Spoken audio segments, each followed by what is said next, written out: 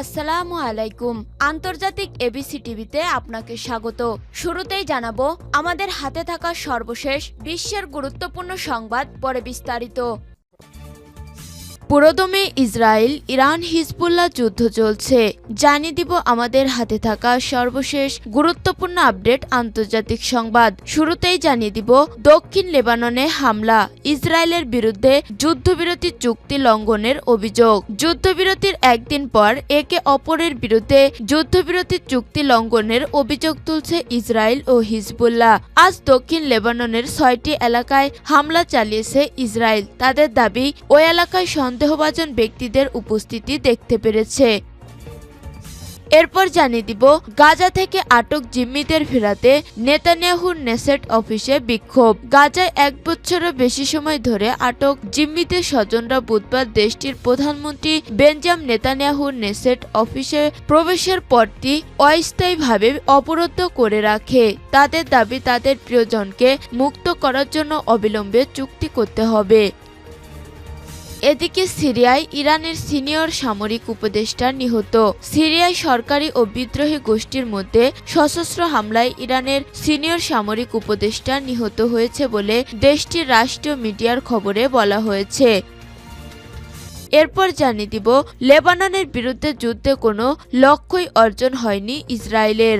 Islamic revolutionary guard কর্পসের IRGC commander major general Hossein Salami ইসরায়েলকে অপমানজনক পরাজয়ের জন্য হিজবুল্লাহকে স্বাগত জানিয়েছেন। তার মতে তেল আবিব সরকার লেবাননের বিরুদ্ধে যুদ্ধে কোনো লক্ষ্যই পৌঁছাতে পারেনি। এবং সর্বশেষ জানিয়ে দিব চিন্ময় দাস ইস্যুতে ভারতের সংসদে বিবৃতি দিবেন জয়শঙ্কর। বাংলাদেশের রাষ্ট্রদ্রোহিতার অপরাধে গ্রেপ্তার সম্মিলিত সনাতনী জাগরণ জোটের মুখপাত্র চিন্ময় কৃষ্ণ দাস ইস্যু নিয়ে ভারতের প্রধানমন্ত্রী নরেন্দ্র মোদীর সঙ্গে বৈঠক করেছেন পররাষ্ট্রমন্ত্রী এস জয়শঙ্কর। বৃহস্পতিবার অনুষ্ঠিত এই বৈঠকের পর শুক্রবার পররাষ্ট্রমন্ত্রী লোকসভায় এ নিয়ে বিবৃতি দেবেন বলে জানা গেছে। খবর এনডিটিভি, আনন্দবাজার পত্রিকা, বিবিসি বাংলা। প্রিয় দর্শক, এতক্ষণ শুনছিলেন সংবাদ শিরোনাম, এরপর বিস্তারিত। তবে তার আগে বন্ধু জানিয়ে দিন আপনি কোন স্থান থেকে আমাদের সংবাদটি দেখছেন এবং শুনছেন। জানিয়ে দিন এই সংবাদ সম্পর্কে আপনার মূল্যবান মতামত। আর বন্ধু, গাজা যুদ্ধে আপনি যদি নিরীহ ফিলিস্তিনিদের ভালোবেসে থাকেন তাহলে কমেন্টে এস লিখে বিশ্ববাসীকে জানিয়ে দিন। আর বন্ধু, আপনি যদি আমাদের চ্যানেলে নতুন হয়ে থাকেন তাহলে ভিডিওটি দেখতে দেখতে চ্যানেলটি সাবস্ক্রাইব করে রাখুন, যাতে করে আমাদের পরবর্তী সংবাদগুলো সবার আগে আপনার কাছে পৌঁছে যায়। এবারে বিস্তারিত। দক্ষিণ লেবাননে হামলায় ইসরায়েলের বিরুদ্ধে যুদ্ধবিরতি চুক্তি লঙ্ঘনের অভিযোগ। যুদ্ধবিরতি একদিন পর একে অপরের বিরুদ্ধে যুদ্ধবিরতি চুক্তি লঙ্ঘনের অভিযোগ তুলেছে ইসরায়েল ও হিজবুল্লাহ। আজ দক্ষিণ লেবাননের 6টি এলাকায় হামলা চালিয়েছে ইসরায়েল। তাদের দাবি ওই এলাকায় সন্দেহভাজন ব্যক্তিদের উপস্থিতি দেখতে পেয়েছে। এর মধ্য দিয়ে যুদ্ধবিরতি চুক্তি লঙ্ঘন করেছে লেবাননের সশস্ত্র সংগঠন হিজবুল্লাহ। খবর রয়টার্স। অন্যদিকে হিজবুল্লাহর আইন প্রণেতা হাসান ফাদলাল্লাহ ইসরায়েলের বিরুদ্ধে যুদ্ধবিরতি লঙ্ঘনের অভিযোগ এনেছে। তিনি বলেন, ইসরায়েলি শত্রুরা সীমান্ত এলাকায় হামলা চালিয়েছে। বাস্তুচ্যুত হওয়া বাসিন্দারা ওই এলাকায় ফিরতে শুরু করেছে। সংসদ অধিবেশন চলাকালে তিনি সাংবাদিকদের জানান, এর মধ্য দিয়ে ইসরায়েল চুক্তি লঙ্ঘন করেছে। যুক্তরাষ্ট্র ও ফ্রান্সের মধ্যস্থতায় গতকাল থেকে ইসরায়েল ও হিজবুল্লাহর মধ্যে যুদ্ধবিরতি চুক্তি কার্যকর হয়েছে। দক্ষিণ লেবানন থেকে নিজেদের সেনা সরিয়ে নিতে 60 দিন সময় পাবে ইসরায়েলি বাহিনী। এ সময় কোনো পক্ষেই একে অপরের উপর হামলা চালাতে পারবে না। গত 14 মাস ধরে ইসরায়েল ও লেবাননের মধ্যে চলা যুদ্ধ সীমান্ত এলাকায় যারা বাস্তুচ্যুত হয়েছেন তাদের নিজ নিজ বাড়িতে ফেরত পাঠানোই এই যুদ্ধবিরতির লক্ষ্য। তবে ইসরায়েল তাদের বাসিন্দাদের সীমান্ত এলাকায় না ফেরার নির্দেশ দিয়েছে। অন্যদিকে দক্ষিণ লেবাননের বাসিন্দারা নিজ বাড়িতে ফিরতে পারেন বলে জানিয়েছেন দেশটির পার্লামেন্ট স্পিকার নাবিহ বেরি। লেবাননের রাষ্ট্রীয় সংবাদ মাধ্যম ও নিরাপত্তা সংশ্লিষ্ট সূত্রগুলো জানিয়েছে, গতকাল দক্ষিণ লেবাননে 6টি এলাকায় হামলা চালিয়েছে ইসরায়েলের ট্যাঙ্ক। এলাকাগুলো হলো মারকাবা, ওয়াজানি, কফরচৌবা, খিয়াম, তৈব এবং মারজাউইন। এসব এলাকায় মারকাবা এলাকায় 2 জন আহত হয়েছেন বলে জানিয়েছে সূত্র। এই ট্যাঙ্ক হামলার বিষয়ে এখন পর্যন্ত কোনো মন্তব্য করেনি ইসরায়েল ও হিজবুল্লাহ। তবে গতকাল দক্ষিণ লেবাননের সীমান্তবর্তী এলাকার কাছে বাস্তুচ্যুত অনেকেই ফিরতে দেখা গেছে। এসব এলাকায় এখনো অবস্থান করছেন ইসরায়েলি সেনারা। এছাড়া দক্ষিণ লেবাননের বিভিন্ন এলাকার উপর দিয়ে ইসরায়েলের নজরদারি ড্রোন উড়ে যেতে দেখা গেছে। গাজা থেকে আটক জিম্মিদের ফেরাতে নেতানিয়াহুর নেসেট অফিসে বিক্ষোভ। গাজায় 1 বছরেরও বেশি সময় ধরে আটক জিম্মিদের স্বজনরা বুধবার দেশটির প্রধানমন্ত্রী বেঞ্জামিন নেতানিয়াহুর নেসেট অফিসের প্রবেশের পথটি অস্থায়ীভাবে অবরুদ্ধ করে রাখে। তাদের দাবি, তাদের প্রিয়জনকে মুক্ত করার জন্য অবিলম্বে চুক্তি করতে হবে। নেতানিয়াহু এবং তার সরকার লেবাননে হিজবুল্লাহর সঙ্গে যুদ্ধবিরতির অনুমোদন করার একদিন পরেই এই বিক্ষোভ দেখা গেল। বুধবার 28 নভেম্বর এক প্রতিবেদনে এ খবর দিয়েছে টাইমস অফ ইসরায়েল। এলি আল বাগ, যার অল্প বয়সী মেয়ে লিরিকে গত বছরের 7 অক্টোবর হামাসের আক্রমণের সময় বন্দী করা হয়েছিল, তিনি বলেছিলেন নেতানিয়াহু যেমন লেবাননে যুদ্ধ শেষ করার জন্য একটি চুক্তি করতে পেরেছেন, তাকে গাজাতেও তা করতে হবে।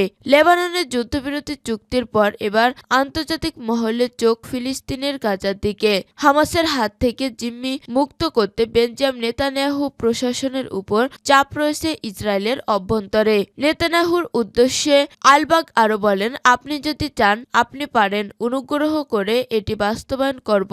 আমরা আমাদের হৃদয়ের গভীর জায়গা থেকে আপনার কাছে ভিক্ষা করছি। বন্দি এলি সারাবি এবং নিহত জিম্মি ইয়সি সারাবির ভাই শ্যারন সারাবি একই রকম যুক্তি দিয়েছেন। উত্তর ইসরায়েলের বাসিন্দা এবং ইসরায়েলি নাগরিকদের জন্য এখনো স্পষ্ট বিপদ থাকার পরও আমরা যুদ্ধবিরতিতে পৌঁছেছি। এছাড়া হিজবুল্লাহর সক্ষমতা আইডিএফ পুরোপুরি এখনো নির্মূল করতে পারেনি। তার প্রশ্ন, এত ঝুঁকি থাকার পরও লেবাননের যুদ্ধবিরতির চুক্তি সম্ভব হলে গাজা থেকে জিম্মিদের ফেরাতে কোনো চুক্তি হবে না। জানা যায় পরে নেসেটের সামনে থেকে নিরাপত্তা বাহিনীর মাধ্যমে বিক্ষোভকারীদের সরিয়ে দেওয়া হয়।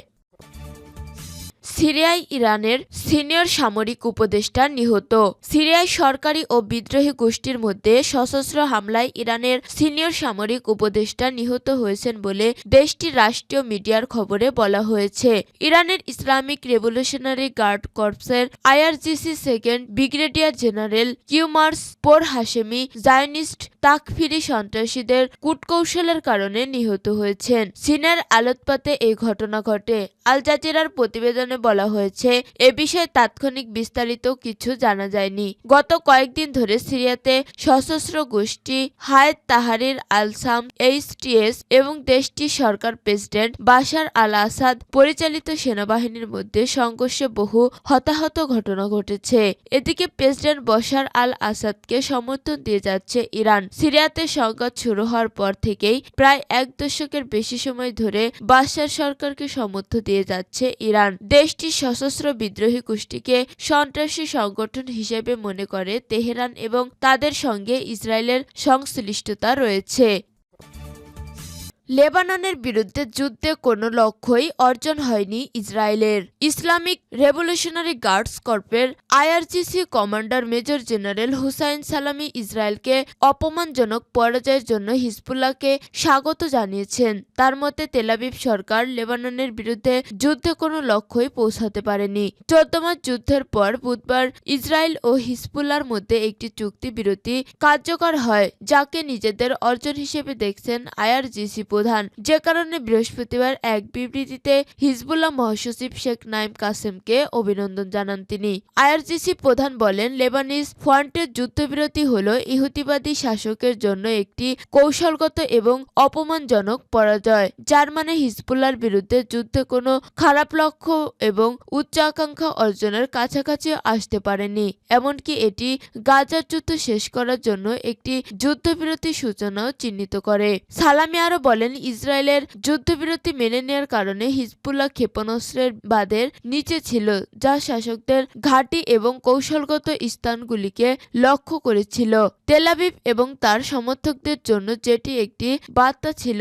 তিনি আরো বলেন, নিঃসন্দেহে এই মহান বিজয়, যা শহীদদের বিশুদ্ধ রক্ত, লেবাননের জনগণের ধৈর্য ও স্থিতিস্থাপকতা এবং যুদ্ধ ও হিজবুল্লাহর অদম্য সাহস ও আত্মত্যাগের কারণে অর্জিত হয়েছে। ইসলামের ইসলামের ইতিহাসে একটি বড় অগ্রগতি হিসেবে বিবেচিত হবে এটি পশ্চিমা এশিয়ায় জায়নবাদীদের বিরুদ্ধে উম্মাহর সংগ্রাম।